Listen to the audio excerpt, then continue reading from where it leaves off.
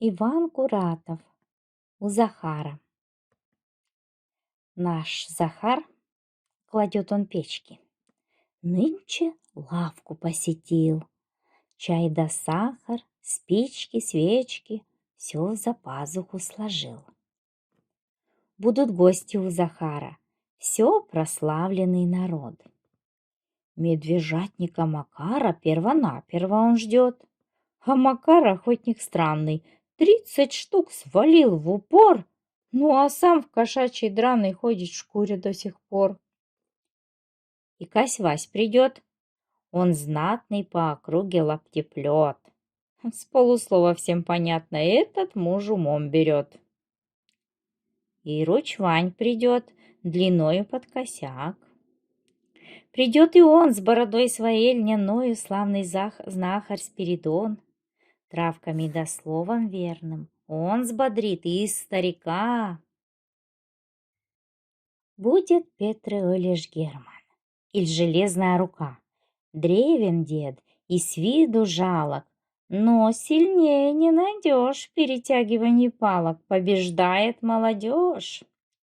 С ними в песне не поспоришь, с яндовы то не пьян.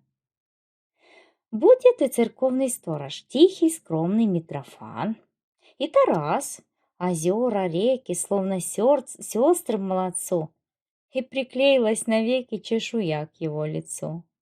С ним гуляла, пировала знать окрестная не раз, но ушицы до отвала не поел пока Тарас. Скоро петь придет, хоть громко всех он учит, но притом лишь поповскую котомку и таскает за попом. И пожалует степенный, словно бы архиерей, с длинной палкой непременной, тощий старец Еремей. Есть еще в убогом сила, но в глазах столетний сон. Просто смерть его забыла, и как призрак ходит он. Дмитрий будет. Этот Дмитрий зайцев ловит по лесам. Он давно уже не хитрый и труслив, как заяц сам. Ожидается и хилый, как доска сухой Сафрон. Хил-то хил, да только силой отличается и он. Ест он жадно, торопливо, словно филин пучеглаз. Ну а сила в том, что пиво и бочонок выпьет в раз. Ожидается Гервасий, смирный божий человек, и подвижный тонкий Власий, водонос и дровосек.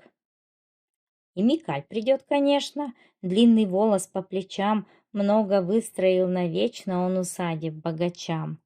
Хоть в летах, но крепкожилый, вкусно стружкою пропах, многих-многих он в могилы проводил в своих гробах. Коль от новоселья к тризне совершают стрелки бег, он для смерти и для жизни самый нужный человек. До Захара путь не длинный, вон уже слышны шаги.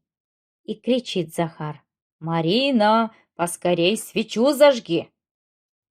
Вот заходят, половицы прогибаются, скрипят, гости шапки, рукавицы поснимали и стоят.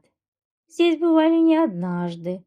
Да грешно смущать покой, ведь смущение будет каждый трогать волосы рукой. Вот Марине и Захару посклонились не спеша, кошке, печке, самовару.